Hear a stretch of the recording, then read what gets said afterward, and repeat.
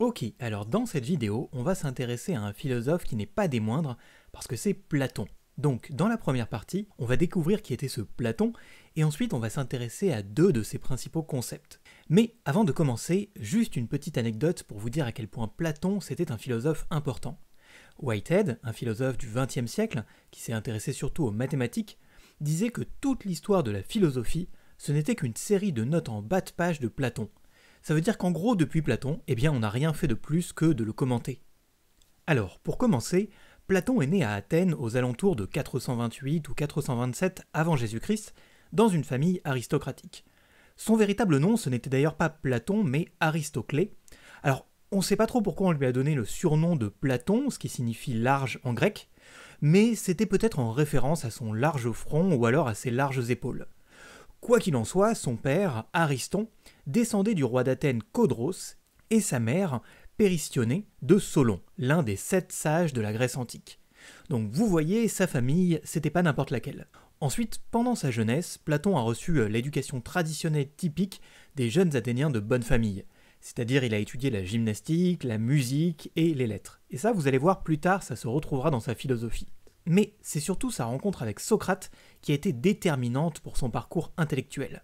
Alors, si vous ne le connaissez pas, Socrate, c'était un philosophe qui enseignait en dialoguant avec ses disciples et en les interrogeant pour les amener à remettre en question leurs certitudes et à chercher la vérité par eux-mêmes.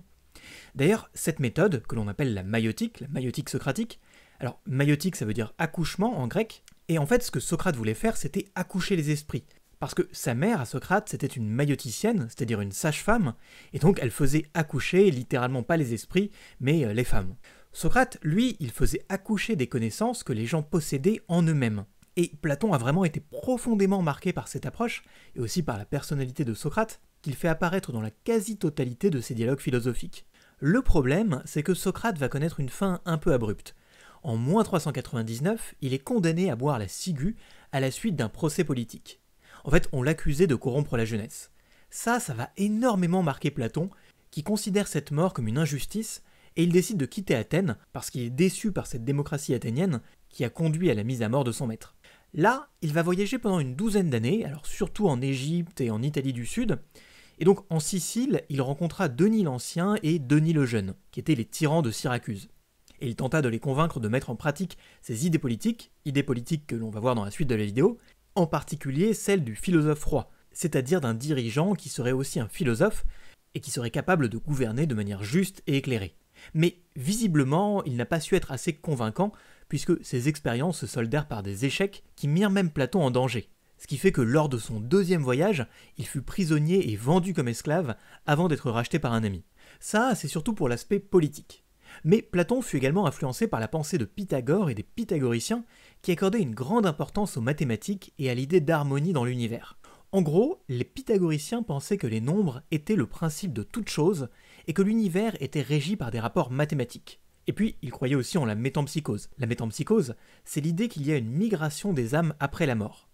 Et ça, ces influences, on va les retrouver dans la philosophie de Platon, en particulier dans sa théorie des idées, selon laquelle le monde sensible, le monde physique, ce ne serait en réalité qu'une image imparfaite d'un monde intelligible, parfait et éternel, qui ne nous serait accessible que par la raison. Alors, après tous ces voyages, vers moins 387, il va revenir à Athènes et fonder sa propre école, qui est l'Académie. L'Académie, ce fut vraiment la première institution d'enseignement supérieur en Occident, et dans cet endroit, on pouvait y étudier la philosophie, les mathématiques et les sciences naturelles. Alors, pour la petite anecdote, le nom de l'Académie, ça vient du héros grec Akadémos, qui aurait possédé un jardin à l'endroit où Platon enseignait. Et cette académie, elle resta quand même active pendant près de 900 ans, jusqu'en 529 après Jésus-Christ, quand elle fut fermée par l'empereur byzantin Justinien. Donc ça, c'était pour sa vie, et seulement pour terminer, Platon mourut vers moins 348 à l'âge quand même de 80 ans, et au cours de sa vie, il aura écrit une trentaine de dialogues. Alors là, on va pas pouvoir étudier tous ces dialogues dans cette petite vidéo, mais on va déjà s'intéresser à deux de ces concepts centraux, qu'on a d'ailleurs commencé un petit peu à esquisser dans sa biographie, c'est-à-dire sa théorie des idées et sa conception politique de la cité idéale. Alors maintenant qu'on a un peu vu la vie de Platon, on va s'intéresser plus précisément à sa philosophie, et on va commencer par sa théorie des idées. Donc, la principale chose à savoir, c'est que, pour Platon, il existe deux mondes.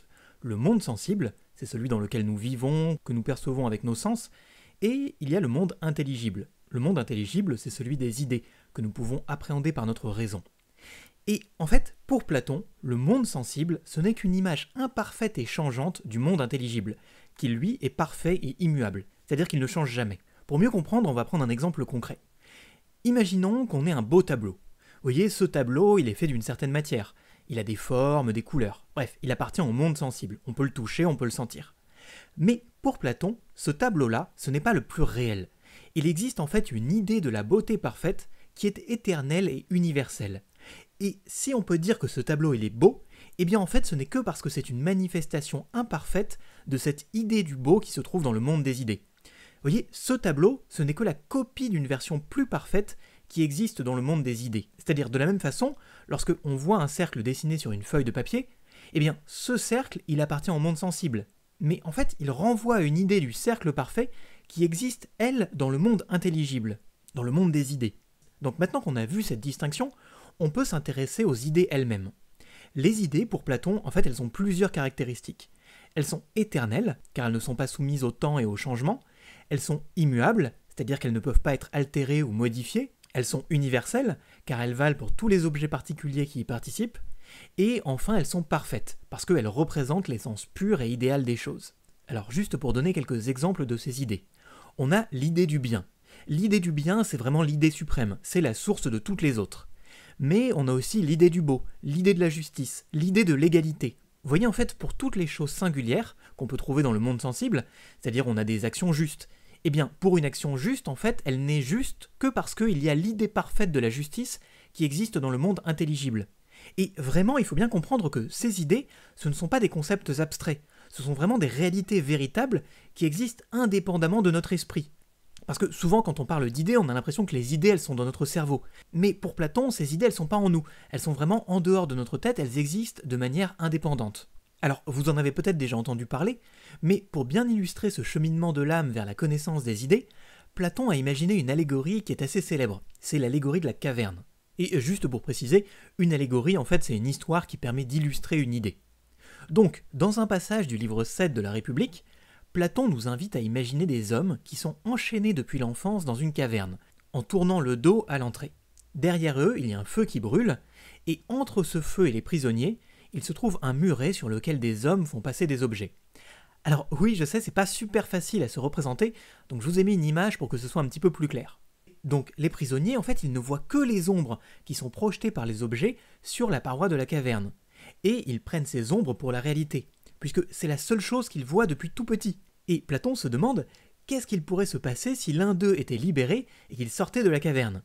Eh bien, il serait d'abord ébloui par la lumière du soleil, comme de la même façon quand on reste longtemps dans l'obscurité, c'est difficile de voir la lumière, mais il découvrirait petit à petit le monde réel, c'est-à-dire des objets véritables, dont ces ombres n'étaient en fait que des reflets. Et Platon va plus loin, il dit même, s'il revenait dans la caverne pour annoncer sa découverte aux autres prisonniers, eh bien ceux-ci ne le croiraient probablement pas, et en fait ils le prendraient pour un fou. Vous voyez, imaginez que vous avez quelque chose que vous prenez pour réel depuis tout petit, et que soudainement vous découvrez que ce n'est pas la vérité, et que tous vos amis aussi croyaient la même chose. Si vous leur annoncez que ce n'est pas la vérité, probablement ils vont avoir du mal à l'accepter. On pourrait faire une vidéo entière sur cette allégorie, d'ailleurs si ça vous intéresse, j'en ai fait une. Mais pour faire simple, pour expliquer un petit peu, la caverne, ça représente le monde sensible, les ombres, ce sont les apparences trompeuses que nous prenons pour la réalité, le soleil, eh bien c'est l'idée du bien, et le prisonnier libéré, c'est celui qui accède à la connaissance des idées. Et c'est assez intéressant parce que ce que nous dit Platon, en gros, c'est que c'est difficile d'être philosophe, puisque lui, eh bien, il doit se détacher des illusions du monde sensible et risquer d'affronter l'incompréhension de ceux qui restent enfermés. Souvent, en fait, c'est plus facile de rester dans l'erreur que de découvrir une vérité qui est difficile à accepter. Et cette vérité, pour Platon, la connaissance véritable, eh bien, elle ne peut venir que de la contemplation des idées par l'âme. Alors, on peut se demander comment est-ce que l'âme, elle fait pour y parvenir ? Eh bien, c'est assez intéressant parce que là, on retrouve un petit peu des idées de Pythagore, puisque pour Platon, l'âme est immortelle, et avant de s'incarner dans un corps, dans notre corps, elle a contemplé les idées dans le monde intelligible.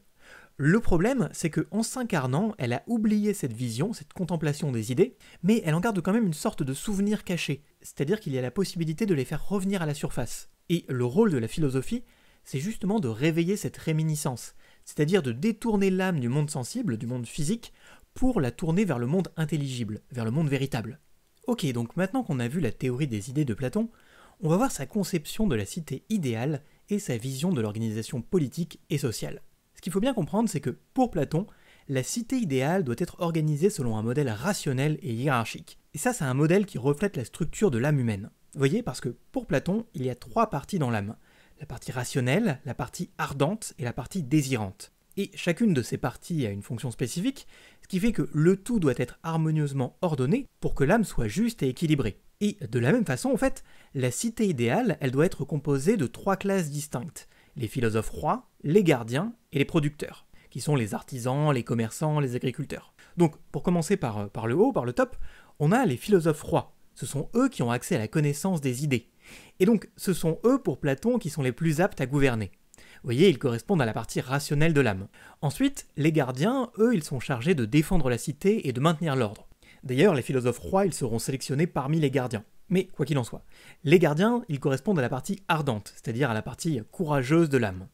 Et enfin, on a les producteurs. Eux, ils ont pour tâche de subvenir aux besoins matériels de la cité. Et donc, en tant que tels, eh bien, ils correspondent à la partie désirante de l'âme. Ce qui fait qu'avec cette organisation, chaque classe a une fonction spécifique et doit se concentrer seulement à la tâche qui lui est consacrée. Et ça, Platon insiste bien sur la nécessité de la spécialisation des tâches et sur l'interdiction pour chaque classe d'empiéter sur les prérogatives des autres. Chacun a sa place et il ne doit pas en bouger en gros. Ce qui fait que les philosophes rois, eh bien, ils ne doivent pas se mêler à la production de biens matériels. Et les producteurs, ils ne doivent pas se mêler à la gouvernance de la cité. Alors, vous l'aurez peut-être compris, même si chaque classe a son importance, le rôle des philosophes rois est quand même particulièrement important dans la cité idéale de Platon. Parce que ce sont les seuls à avoir accès à la connaissance des idées, et donc à la vérité et à la sagesse. Et c'est grâce à ça qu'ils peuvent accomplir leur mission, qui est de gouverner la cité avec justice et raison, en se référant constamment à ces idées du bien, du juste, du beau. Et pour ne pas se tromper justement sur ces personnes qui sont très importantes, eh bien, ils doivent être sélectionnés dès l'enfance parmi les meilleurs éléments de la cité. Et ils doivent recevoir une éducation qui est très spécifique pour leur permettre de bien se préparer à leurs tâches futures. J'insiste un petit peu, mais vraiment cette éducation elle est cruciale pour Platon, parce qu'elle doit permettre de développer harmonieusement toutes les facultés de l'âme, et en particulier la raison. Ce qui fait que les futurs philosophes rois, ils doivent étudier les mathématiques, qui les habituent à la rigueur et à l'abstraction, puis la dialectique, qui leur apprend à raisonner et à discuter pour atteindre la vérité, mais ils doivent aussi pratiquer la gymnastique et la musique, qui forment le corps et l'âme à l'harmonie et à la beauté. Et encore une fois, sans excès, pour que tout soit bien harmonieux. Mais alors, même si elle est particulièrement importante pour les futurs dirigeants, cette éducation, elle ne concerne pas seulement les philosophes rois. Pour Platon, dans la cité idéale, chaque individu devrait recevoir une éducation adaptée à sa nature et à sa fonction dans la cité. Ce qui fait que les gardiens devraient être éduqués dans le courage et la discipline, alors que les producteurs devraient apprendre les techniques nécessaires à leur métier.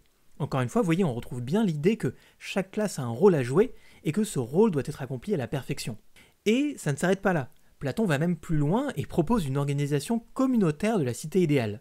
Vous voyez, pour lui, les philosophes rois et les gardiens ne doivent pas avoir de propriété privée ni de famille. Alors ça peut paraître dur, mais ça risquerait de les détourner de leur mission et de créer des conflits d'intérêts. Mais encore une fois, c'est vrai que c'est assez difficile comme organisation.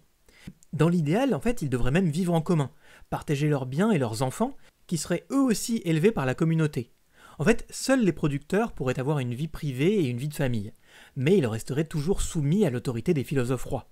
Alors oui, je sais, cette conception de la cité idéale, ça peut vraiment sembler très autoritaire et assez peu démocratique pour nous, mais c'est normal, parce que pour Platon, la démocratie c'est un régime politique instable et dangereux, qui risque de dégénérer et de mener à la tyrannie. Là, certainement, il y a peut-être un aspect biographique qui est assez important, puisque, rappelez-vous, c'est la toute fin de la démocratie athénienne qui conduit à la mort de Socrate. D'une certaine façon, en fait, pour lui, laisser le pouvoir au peuple, c'est comme laisser le contrôle de l'âme à la partie désirante, donc ça va pas. Seul le gouvernement des philosophes rois, qui sont guidés par la raison et la connaissance des idées, eh bien, c'est eux qui peuvent garantir la justice et l'harmonie dans la cité. Pour Platon, en fait, laisser le pouvoir au peuple, ce serait comme dire que dans un avion, eh bien, les passagers sont tout aussi légitimes pour conduire l'avion plutôt que le pilote. Le pilote, lui, il a vraiment une éducation qui lui a permis de devenir pilote, alors que les passagers, en fait, ce n'est pas leur rôle, ce n'est pas leur nature pour Platon. Donc voilà, sur cette petite note qui est un petit peu dure à nos yeux peut-être, mais on en a terminé avec cette présentation de la philosophie de Platon. Alors, si vous souhaitez lire Platon par vous-même, je vous recommande vraiment de lire La République, qui est vraiment son livre central, où il expose ses idées les plus importantes. Et puis, en attendant, j'espère que ça aura pu vous intéresser et que ça vous donnera envie d'en apprendre davantage. Alors, si c'est le cas, n'hésitez pas à laisser un like et à vous abonner, et je l'espère, à bientôt dans une prochaine vidéo.